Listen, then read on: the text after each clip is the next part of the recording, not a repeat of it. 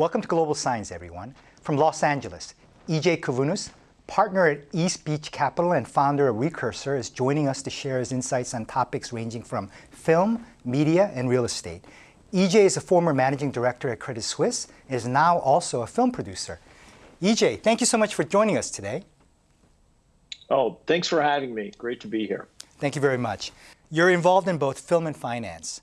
These are two industries that don't seem to have a connection at first glance. What are the special features of each industry? Well, I think you're right. I mean, they're pretty separate industries. I would say for me, what's common to both of them is finance. I do most of the work that I do in both real estate and entertainment is finance related. But I mean, in terms of what makes them unique, I would say, in real estate, you have hard assets, and it's something that, people need. People need a place to live, whereas entertainment is kind of the opposite in a lot of ways. It's really discretionary spending, and it's not something people need. So there's a whole other set of challenges with trying to produce something that, people are willing to buy, since it's not a necessity. I wish you all the success. Now, Hollywood represents the American film industry. How has COVID affected the industry?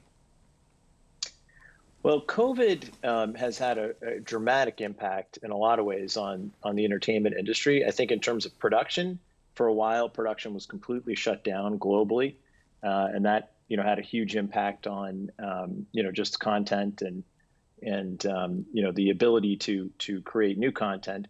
Now things are starting to open back up, but it's still very impacted by COVID. So if you wanted to shoot something today, you'd have to do a lot of testing to make sure that the set was safe. So on the content creation side, COVID's had a huge impact in the U.S. and globally. I would say that also COVID has certainly underscored the importance of the streamers. Probably, I'm sure you're in a similar situation, but many people during COVID, were trapped inside. We were, kind of sheltering in place, which resulted in a lot of watching of streaming services, Netflix, Amazon, et cetera. So it changed consumer behavior for a while, and the question is whether that will continue post-COVID. You're now building apartments in Los Angeles and San Francisco, two markets that have been impacted by COVID, including well-publicized reports of residents moving out of these cities. What's happening in these real estate markets today?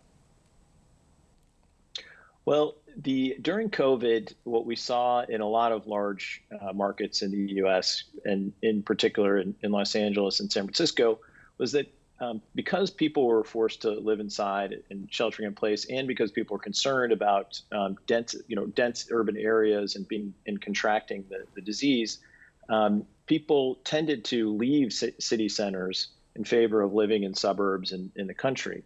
And so we saw a bit of an exodus of people leaving places like downtown San Francisco and even downtown Los Angeles, and moving to other places, other states even.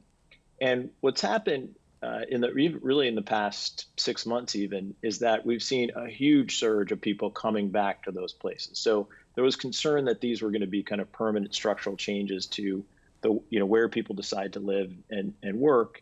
And what we're finding is that people need social interaction. People need to be around other people. And as a result, we're seeing increasing prices in terms of rents, in terms of demand for housing, in terms of even demand for office space in both those markets.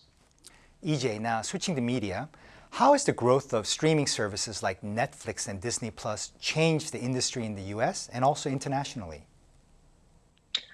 Well, what's interesting is if you look at a company like Disney had virtually no presence in terms of streaming service in 2019. And as we talked about COVID impacting, the entertainment industry. I mean, Disney at pre-COVID was, really they had theatrical, they had they had parks, they had theme parks, they had destinations.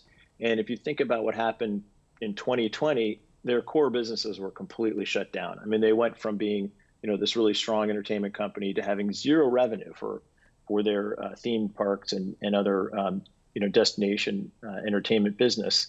And yet, if you look at Disney stock during 2020, it doubled. It was one of their best years ever. And the reason for that is because of streaming. They were very aggressive in trying to catch Netflix and build up their streaming business. They went from 0 subscribers to now 100 million in a couple of years, which is just incredible. And as a result, the stock market has really rewarded them for the transformation of the company, pivoting completely towards digital and streaming. Now, finally, EJ, can you recommend any stocks to our viewers today? Well, I can't recommend any specific stocks, but I would say that if people are interested in getting exposure to the media space, the leading companies in that space are Disney, Netflix, Amazon, Google, Discovery, and Apple. EJ Kavounas, former successful investment banking managing director and now film producer, thank you so much for being on Global Science today. Thank you very much. It was a pleasure. Thank you, EJ. EJ can't recommend buying any specific stocks, but if viewers are interested in getting more media and tech exposure, the industry leaders are Disney, Netflix, Amazon, Google, Discovery, and Apple.